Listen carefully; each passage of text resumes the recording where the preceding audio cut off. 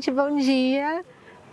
Eu sou a Gabi, sou oficineira, né, das oficinas aqui no Núcleo Sustentabilidade, e as oficinas elas são feitas em parceria com o Sustentária, que é um projeto de extensão da Faculdade de Saúde Pública, que tem como objetivo promover a discussão e pesquisas, trabalhos e atividades para promover discussões sobre sistemas alimentares saudáveis e sustentáveis. O USP Sustentabilidade é um projeto aqui da Universidade de São Paulo que tem o intuito de trazer práticas sustentáveis para dentro do campus. E para dentro do campus, mas ao mesmo tempo conectado com a comunidade, né? Por isso que tem as oficinas, os mutirões da horta, que são todos abertos não só para estudantes da universidade, como qualquer pessoa que queira participar, que não tenha vínculo também. E aí lembrando, né, o Sustentária e o USP Sustentabilidade não é um projeto vegetariano ou vegano, mas a gente sempre produz a redução do consumo de carne, e como sempre vem pessoas que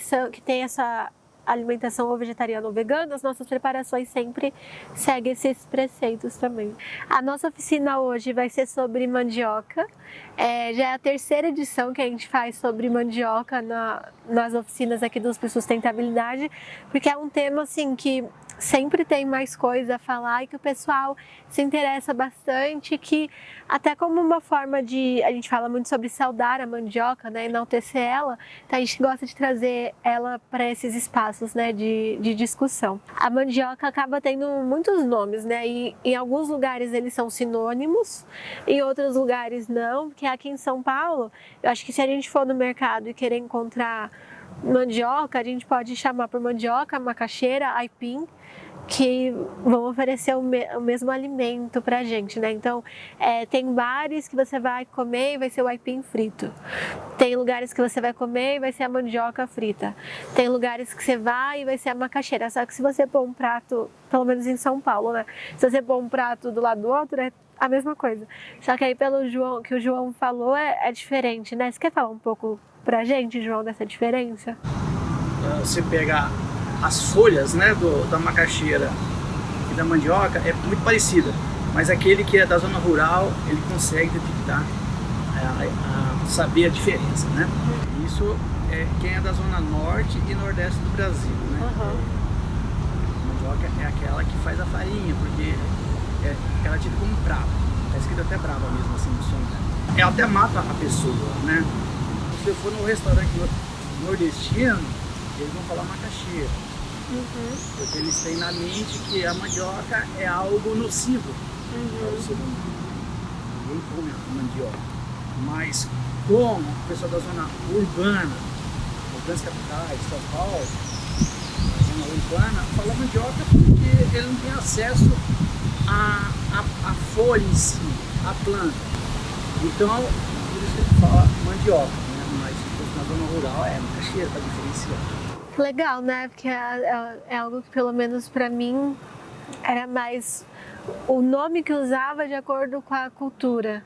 E não sabia que tinha essa diferença da propriedade em si, né? De ser até comestível ou não, né? Por ser venenosa. Porque a mandioca, ela é uma raiz que ela é nativa da América do Sul. Então ela é daqui. E quem disseminou, assim, quem popularizou ela de norte a sul do país foram os povos indígenas, e cada tribo indígena consumia de um jeito, usava de um jeito, e o Brasil ele foi habitado, né, por diversas tribos. Então, se a gente for olhar o consumo da mandioca de norte a sul do país, ele é variado. Então, no norte e nordeste tem um tipo de consumo mais prevalente, no centro-oeste e no sudeste outro. A região que mais consome e produz é o norte, mas também tem produções dela em todo o Brasil.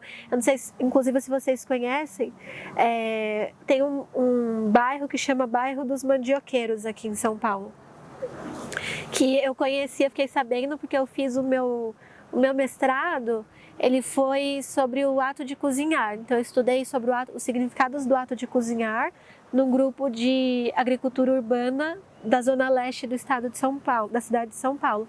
Aí, como era pandemia, eu fiz na fase amarela da pandemia, né, que já podia sair, mas não podia ter aglomerações. Então cada dia eu ia e fazia a atividade com uma das participantes. E aí, para facilitar minha locomoção e para eu não ficar expondo elas ao ter passado pelo transporte, que ainda estava mais cheio, eu acabei fechando com um morador da região para ele fazer esse meu transporte. Então ele me encontrava lá e me levava para casa. Antigamente ele era entregador de gás. E entregador de gás roda muito, né? Porque tem hoje tudo em São Paulo, cozinhar é mais movido a gás, né? A prevalência. E ele me contou que lá perto do Itaim, bem Zona Leste mesmo, passando São Miguel, tem um bairro dos mandioqueiros que tem vários lotes assim de produção de mandioca, que eu nunca tinha ouvido falar, assim, que é super interessante, né? Ver que tem uma região de uma cidade grande como São Paulo que a principal fonte de renda é o cultivo de mandioca, né? Na região urbana, não é nem zona rural, é região urbana ainda. E lá em Natal, né, de onde eu sou, para quem não me conhece, um prato muito tradicional é ginga com tapioca. Ginga é um peixinho pequenininho e aí ele é frito e aí faz tipo um espetinho assim de vários peixinhos e coloca na tapioca, é isso, come. Aí ele é inclusive patrimônio imaterial, ele é tombado assim, sabe, é bem característico. Eu lembrei desse prato. Legal. Mas dá para fazer assim uma infinidade de coisas com a mandioca, tipo muitas mesmo. Hoje eu trouxe 3 preparações para a gente degustar e uma para a gente preparar. E assim, acho que 3 não é nem um centésimo do que dá para fazer com a mandioca. Como a mandioca, que era a base da alimentação, foi sendo substituída pela batata, pelo trigo e pelo arroz, que nenhum dos 3 é nativos, né? Nem da América do Sul. Então, como a nossa alimentação foi sendo colonizada, né? Se a gente for tentar distribuir geograficamente, acho que o Sudeste tem bastante, acho que o mais característico é o pão de queijo, né? Principalmente por causa de Minas Gerais, que é uma preparação que eu acho que muita gente não sabe que é feita com mandioca, que às vezes é difícil ter essa ponte, né? De que através da mandioca a gente extrai o polvilho e que o polvilho é feito pão de queijo. Então, essa conexão, né, com a origem dos alimentos tem se perdido. Então, se a gente perguntar para muitas pessoas assim, com que o pão de queijo é feito? Com queijo. Mas o que mais, às vezes, é meio nebuloso. Não sei, farinha, amido de milho, não sei, fica meio nebuloso. Mas tem o pão de queijo. O que é bem legal, até para falar das diferenças dos polvilhos, tem o polvilho doce e o polvilho azedo, né? Os dois são extraídos através da decantação da mandioca. Então, pode ralar a mandioca, deixa de água e quando você decanta, ela vai formando esse sedimento, né? Esse corpo de chão, e aí pega ele, fica como se fosse uma massinha mesmo. De bater assim. E aí essa massa ela é seca, ela é moída e aí a gente tem um polvilho doce. O polvilho azedo, a diferença é que essa massa ela não é só seca e moída, ela é fermentada. Então ela tem uma característica mais ácida, ele é salgado e ele é realmente fermentado. Tanto que às vezes, por isso que a gente consegue usar o polvilho para fazer o pão de beijo, que é o pão de queijo vegano, né? Sem sentir tanta falta do queijo. Porque o polvilho azedo, ele traz esse azedo, né? Que o queijo traz. Que o queijo, ele é fermentado também. E aí eles também têm essa questão da textura, né? O pão de queijo, normalmente, que usa os 2 polvilhos, ele tem os 2 porque o polvilho azedo, ele vai trazer bastante a casquinha crocante, então ele traz essa crocância. E o polvilho doce, ele traz bastante a liga, né? Os 2 vão dar liga, mas o polvilho doce, ele traz um pouco mais. Tanto que ele pode ser usado para substituir farinha, para bolos, depende muito da textura, né? E quando você vai ver até na questão sem glúten, que o glúten ele traz a elasticidade para as receitas, né? E o polvilho, todo mix que você vai ver de farinha sem glúten tem o polvilho no meio, que ele vai trazer essa elasticidade, também essa crocância. Então tem essas variedades de polvilho, né? Normalmente as pessoas recomendam usar na proporção usar os dois para trazer tanto elasticidade como crocância, mas tem receitas que é interessante mais um do que outro, que nem uma das receitas que eu trouxe pra gente degustar, esse biscoito grande de polvilho.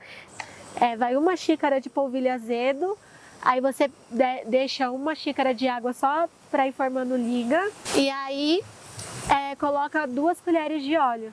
E aí você coloca, você mexe, fica uma massinha, assim, molinha, e você deixa no forno até secar a água. E aí quando seca a água fica essa crocância, né, do polvilho. A única coisa dessa receita é que ela tem um tempo de forno muito longo, porque você precisa secar aos poucos essa água que você adiciona para ele ficar crocante.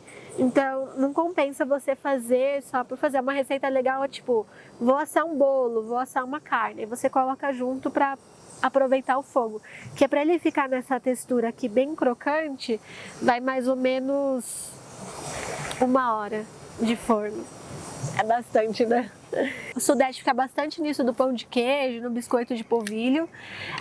No Sul e no Centro-Oeste, acho que a vaca atolada ela é bem forte também, por causa que o consumo de carne nessas regiões é bem enaltecido, né? Então, as preparações da mandioca associada à carne, tanto o caldo verde, vaca atolada, os caldos que vocês comentaram, no Centro-Oeste, no Sul e também no Sudeste também é bastante. Acho que os caldos é global, né? Mas acho que se fosse para caracterizar Centro-Oeste e Sul, seria bastante as preparações com carne. Então a vaca atolada principalmente. E no Norte e Nordeste eu acho que é onde o repertório se abre mais, né?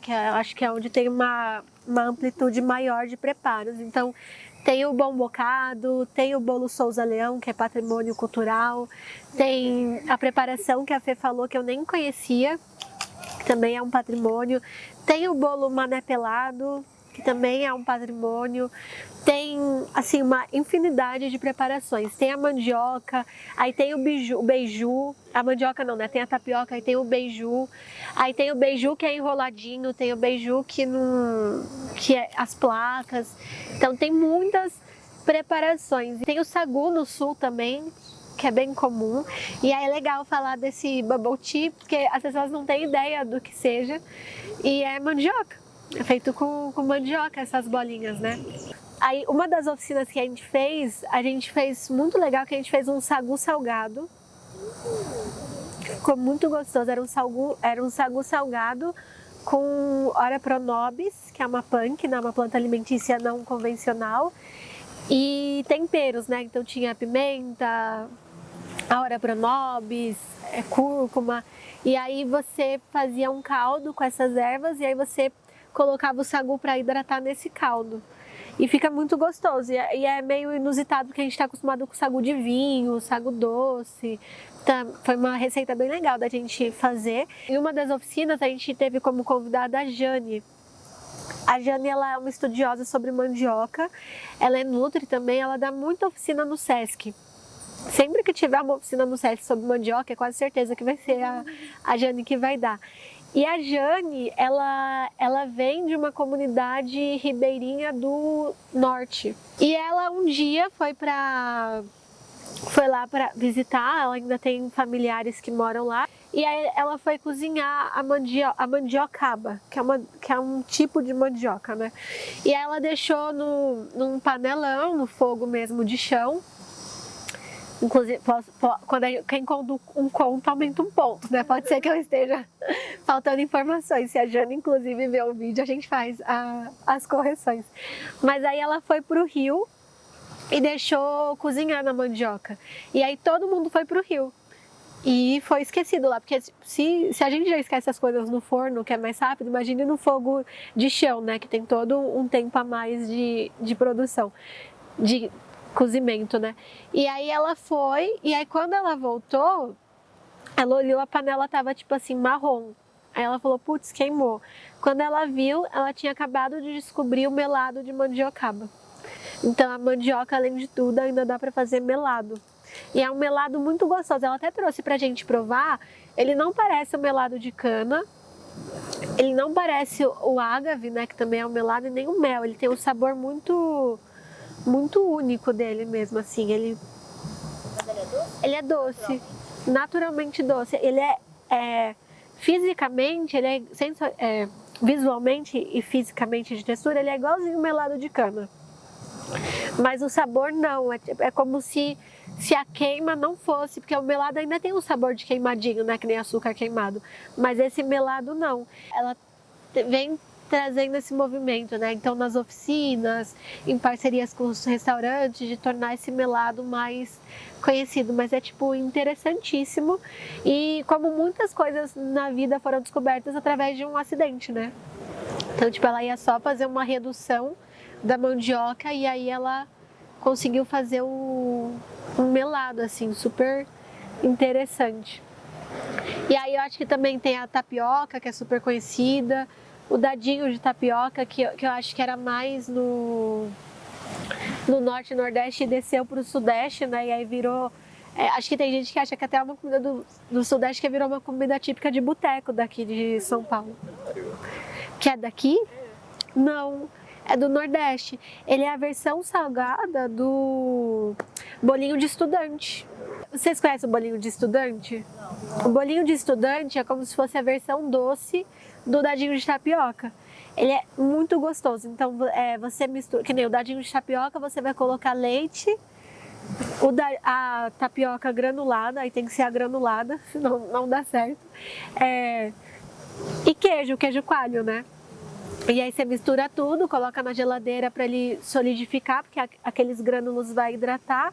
E aí você corta nos quadradinhos e vira o dadinho. E essa tapioca granulada no Nordeste, acho que principalmente na Bahia, você coloca o leite de coco, o grânulo, o coco ralado, alguns têm e outros não, né? Aí tem uns que coloca canela também, vai ter nas variações, né?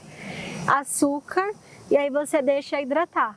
E aí você faz as bolinhas e aí ele é frito, né? Até as próprias farinhas têm uma infinidade de farinha. Então, eu trouxe até aqui um pratinho pra gente passar e ver. Então tem a farinha de mandioca, que ela é bastante usada aqui em São Paulo, né? Para empanamento e para farofas. Mas dá para fazer várias coisas. A gente já fez na oficina que a gente fez o sagu, a gente fez um cuscuz com farinha de mandioca. Que eu acho que até é uma das outras oficinas do Sustentária também, né? Que é o cuscuz que vai a farinha de mandioca. Normalmente a gente está acostumado com cuscuz de milho, né? Aí tem também a farinha d'água. E aí a Jane também, a Jane é incrível, gente. Ela também desenvolveu um palitinho feito com essa farinha d'água. E ele é tão engraçado, eu não sei se é a farinha d'água em si ou ela depois de fermentada, mas ele só tem a farinha, a água e temperos, e ele tem gosto de queijo, por causa dessa fermentação que essa farinha passa. Aí tem o polvilho, esse aqui é o salgado, e aí você percebe até na textura, o salgado ele é mais granuladinho, você consegue fazer assim e você vê os grãozinhos caindo. O polvilho doce ele tem quase aquela textura da tapioca, mas ele é mais compactado, sabe? Então ele não é tão granulado quanto o polvilho azedo. E tem aqui os flocos de tapioca, né? Ele parece um isoporzinho, mas ele é a tapioca. Ele não é granulado, né? Porque ele não precisa hidratar, você já compra ele assim. Então ele é um processamento depois da tapioca já pronta mesmo, da farinha de tapioca, da goma, né, da tapioca. E aí ele é consumido principalmente no norte com açaí salgado, né? Que é o que come mais no norte. Então lá se você vai para o Pará, nos restaurantes de quilo, é muito comum ter um bowl com isso daqui, né, uma cumbuca com isso daqui, e do lado um caldeirão com açaí. O açaí, ele não é salgado em si, ele é meio, não é doce nem salgado, ele é ao natural, né? E aí é muito comum comer esses dois juntos, mas a Fê comentou que também já comeu com açaí doce.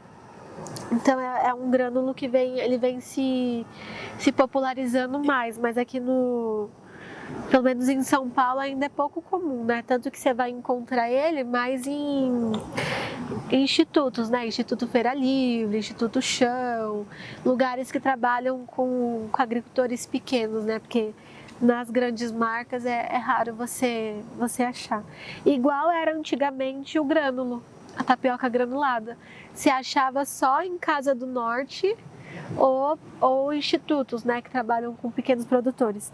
Mas agora as grandes marcas de farinha já produzem. Tanto que a tapioca no norte e nordeste é algo cultural, tanto que é comum nos cafés da manhã, nos cafés da tarde. E aqui em São Paulo ainda tem um apelo meio fit, né? Então, os menus fits das padarias, dos restaurantes têm a tapioca. Então, como que socialmente vai mudando, né? O social e o mercado, né? O social e o econômico vão moldando algumas coisas que eram culturais, né? Porque o churrasco na Bahia não é só mandioca, se você vai no churrasco, tem que pegar vinagrete, farinha, mandioca. Nossa, que diferente. E você falou desse negócio da mandioca, essas mandiocas cozidas assim, o pessoal já sabe qual que é a mandioca boa de cozinhar. Porque quando você vai descascar, a casca sai fácil. E ela tem uma coloração mais amarelada. Lá É verdade. Natal, assim, o PF de Natal, a comida tradicional mesmo, é o feijão verde, aí a macaxeira ou cozida ou frita, a farofa d'água, que ele é bem... Tem até um restaurante que chama farofa d'água lá, que usa farinha d'água e aí como uma farofa normal, só que, por exemplo, a cebola não é frita, a cebola é só cortada, normal e roxa, bastante coentro, assim. Então, assim, do PF inteiro é a carne de sol e o arroz. Então, do PF inteiro, 2 coisas são feitas com macaxeira. Que legal! E é isso que a gente fala da substituição, né? Aqui, se a gente for ver o PF, é o arroz, a batata frita. Porque São Paulo também tinha muita mandioca, né? Mas foi se perdendo. O negócio do escondidinho é legal, porque é muito comum fazer escondidinho com batata. O frango, várias variações. E o bobó a gente esquece completamente, que é feito com mandioca. Porque a mandioca traz o sabor pro bobó, né? Claro que o fruto do mar interfere, mas a mandioca traz esse sabor mais forte. Uma outra receita que eu trouxe pra gente degustar eu chamo de massinha, que é uma coisa uma massinha mesmo, mas que dá pra virar um bolinho, que é a mandioca cozida, porque às vezes você compra a mandioca e aí você tem que cozinhar logo, né, pra ela não ficar preta e não encruar. Aí você deixa cozida e às vezes você vai fritar, vai fazer alguma preparação e sobra. Então com essa sobra da mandioca, você consegue amassar ela, aí você coloca 2 colheres de tapioca ou polvilho só para dar uma liguinha e 1 colher de óleo. E aí você coloca na frigideira, fica como se fosse uma panquequinha. E ela é bem fácil de fazer. E aí às vezes a gente fica meio perdido, né? Tipo, o que eu vou levar de lanche da tarde? O bolo Souza Leão, ele é um bolo que é feito com a mandioca fermentada, que ele é patrimônio de Recife. Só que, tipo assim, hoje é raríssimo você achar casas que fazem. E lá tem muita confeitaria, né, em Recife, porque Recife foi um dos maiores produtores de açúcar, então ainda tem essa cultura dos doces bem forte, né? Mas é super raro. Você vai, aí você pergunta, tem o bolo Souza Leão?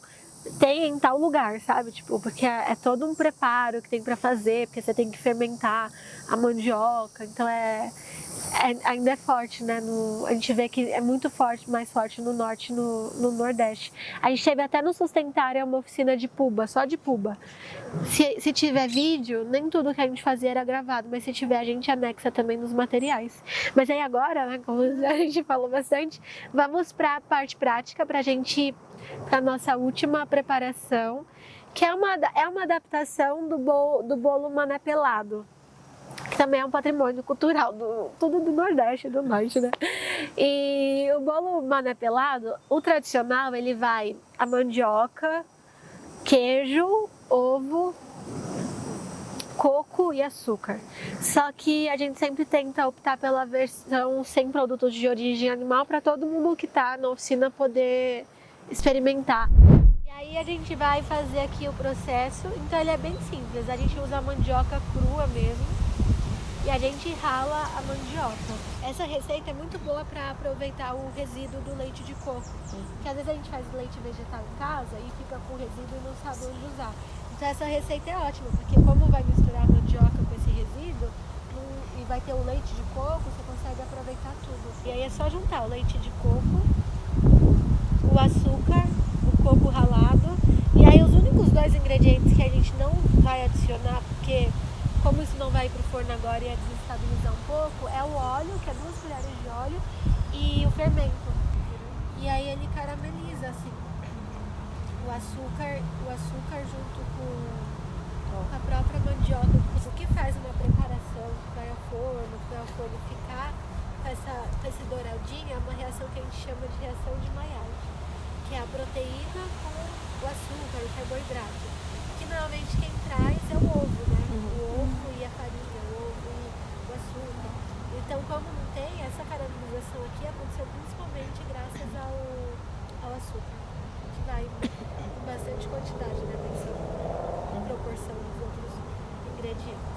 Então, para finalizar, né, queria agradecer a presença de todos vocês, acho que foi muito legal. Agradecer o Sustentária, o USP Sustentabilidade e a Horta do USP Sustentabilidade também, que são todos parceiros dessas oficinas. E falar que vocês estão todos convidados para as próximas. Eu fico muito feliz das oficinas estarem ganhando um caráter interdisciplinar, porque é bom que mais pessoas discutam, né, sobre alimentação, biodiversidade, porque assim, a gente está aqui, mas a gente tem ciclos diferentes, né? Então cada um vai levar um pouco disso para o seu ciclo e é assim que a gente vai espalhando, né, essas discussões tão importantes sobre alimentação, biodiversidade. E essa é a proposta das oficinas, né? A gente trazer a comida para o centro da mesa para discutir esses assuntos. Então, às vezes a gente acha, pode não parecer tão diretamente, mas hoje a gente falou muito sobre sistema alimentar, sobre biodiversidade, sobre segurança alimentar. E a gente gosta de trazer isso nas oficinas para ver que a gente pode falar disso numa linguagem acessível e sem ser denso, sabe? Que dá para trazer e mostra também que todo mundo tem a contribuir para esse assunto. A gente, até para divulgar, né? A gente tem o manifesto do Mandioca, a gente tem o manifesto do Sustentária e recentemente a gente lançou a versão atualizada do manifesto do Sustentária, que fala muito sobre sistemas alimentares sustentáveis, discute como que são os sistemas alimentares de hoje, quais são os sistemas alimentares que a gente pode ter, o impacto disso de maneira planetária, assim, né, para as pessoas e para o planeta. Ele está disponível para baixar no site, então para todo mundo, mas a gente pode, eu sei que no dia 9 vai ter uma dinâmica, né, aqui do Sustentária, e aí vai ser entregue em algumas dinâmicas o manifesto impresso, que é legal. Eu gosto de ter coisa impressa ainda.